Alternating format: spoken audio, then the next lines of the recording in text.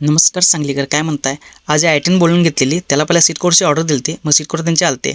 मग पहिला सगळी गाडी ओपन करून नाही की नाही रमजान भाऊने पहिला सीट कव्हर मारायला सुरुवात केली आणि मस्तपैकी असं बकेट फिटिंगमध्ये सीट कव्हर फिटिंग करायला लागलेला बघा.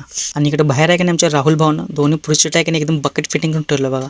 कसं एकदम प्रीमियम लुक आले बघा फिटिंग केल्यानंतर. त्यात आहे की नाही ही वॅगनर पण आलती, त्याला आहे की नाही सीट कव्हर आणि काचेला फिल्मिंग करायचं होतं.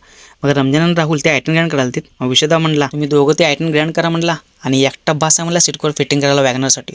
मग असं एक एक करत आहे की भसा भसा भसा सगळं सीट कव्हर आहे की नाही एकदम एकट्यानं फिटिंग केला की राव खरंच. हे बघा कसं एकदम क्वालिटीमध्ये फिटिंग करून आणणार एकट्यानं. विषयदा नाही की नाही गाडी एकदम ओकेमध्ये करून पाठवली बघा वॅगनर.